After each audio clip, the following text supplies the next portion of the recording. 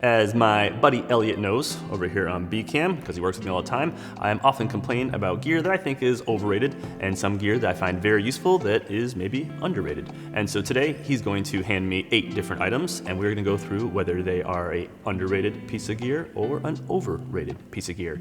So let's get into it and see what the YouTube pundits say in the comments. The ranking system I'm using for underrated and overrated is whether it's an essential piece of kit. Just keep that in mind as we go through some of these. Not all of them will be useless that are overrated, and not all the ones that are completely underrated will be useful all the time. But that's the system we're going to use, and so let's get into it. Item 1, I'm ready. Do I need a blindfold? No, okay. Ooh, external monitors.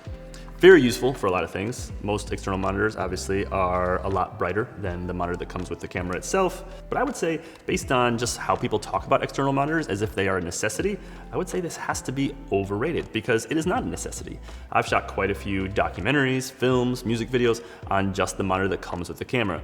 And if you're using something like the C70 that has a decent external monitor, or even better yet, something like the C300, then you can often get away with just shooting on the monitor that comes with the camera. And if you're using an external monitor, that means you got probably 2 extra cords, more power draw, a lot more weight, kind of cumbersome in a lot of ways, and you're also probably dropping $700-800 for a nice monitor, if not thousands if you're going the small HD route. So I would say the monitor, though useful at times, is probably overrated. Use the monitor on your camera and you'll probably be all right. Next item is, feels like a camera cage. The usefulness of a camera cage is that it gives you a lot more mounting points. And I would say the most useful thing is the fact that it allows you to put a top handle on the top of your camera, which I think is an underrated piece of gear, though I don't think it's in our list today. I would say I would put this in the overrated category. And the reason I would do it is because you often don't need these, right? You can put a microphone on the top of your camera, a lens on the front, and go out and shoot. Often camera cages I find are just often unnecessarily bulky. I really dislike having the metal where the grip is. It just makes the grip often too fat and frankly just uncomfortable. So if I ever do go with a camera cage, I will always opt for a half cage if it is available. So camera cage, item 2, overrated. That's 2 overrateds and no underrateds. Maybe everything's overrated. Oh, some sort of kitten. Oh, it's a dead cat or a dead squirrel. Dead cat or dead squirrel, what do you like? Comment below. But what we're talking about today, I believe, is this, an actual microphone. Now this is a very nice microphone. Let's just say in general, we're talking about a really nice shotgun microphone. These are definitely underrated. You'll see a lot of people just using those, $60 Rode mics on top of their camera that, look kind of like limp hands like this and just flop around on top of your camera. But having a really nice shotgun to get clean, crisp audio is almost more important than actually getting great looking images. If people can't hear and understand your film and your story,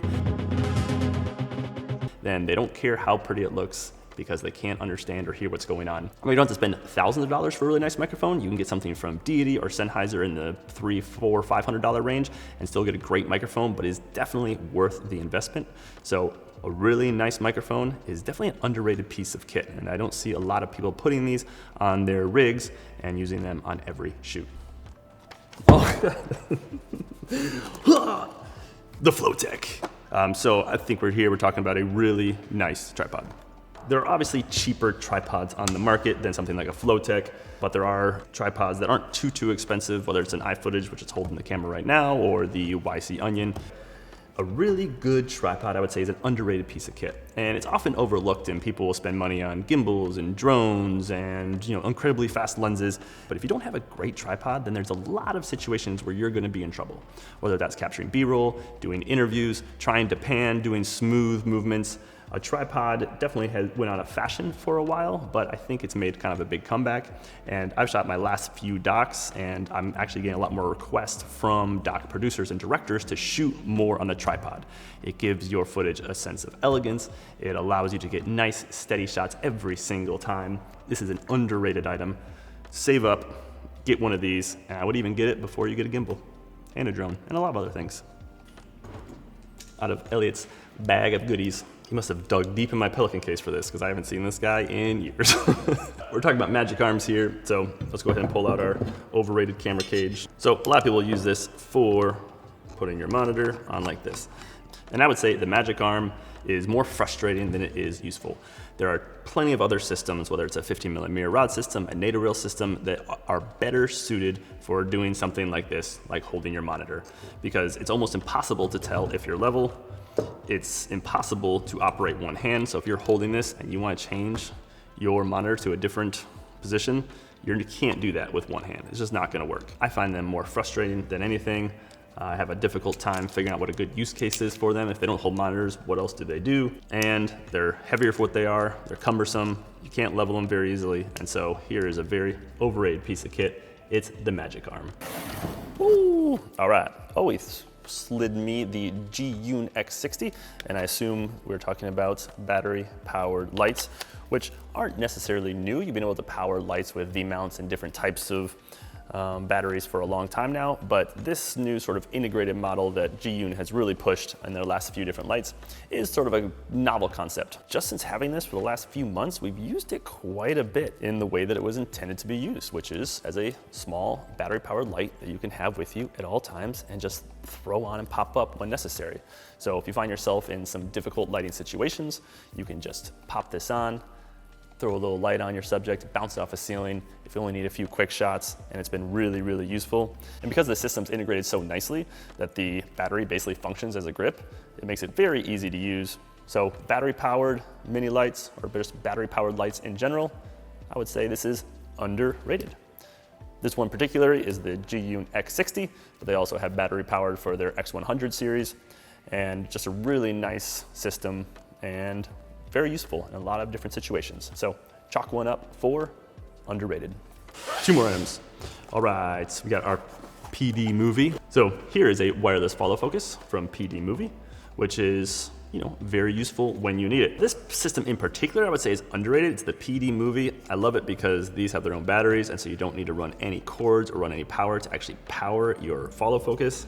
And then this little system, the follow focus is actually inside of it. So if you wanted to put this on your rig and pull focus with just your forefinger and thumb, you can do that. Follow focuses that go on your camera when you can easily reach up and focus, overrated. And then wireless follow focuses in general, I mean, if you need them, you need them. It's a tie. It's not underrated, overrated. It's just a piece of equipment that sometimes you need and sometimes you don't.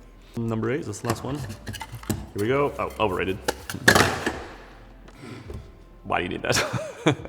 Okay, I'll talk about it. Okay, I'll talk about it. All right, we got our matte box. I see a lot of people using these with regular lenses that have lens hoods. If all you're using it for is cutting light, then it's definitely overrated. Matte boxes I find to be, again, kind of cumbersome, a little bit annoying, and frankly, I think a lot of people use them just so it looks more pro, which, you know, if that gets you higher rates, then go for it. But in general, a matte box is definitely overrated for 90% of the people out there. Now, if you're using cinema lenses and the only way you can actually get ND filters in front of your lens is with a matte box, then of course, 100% they're necessary and therefore underrated.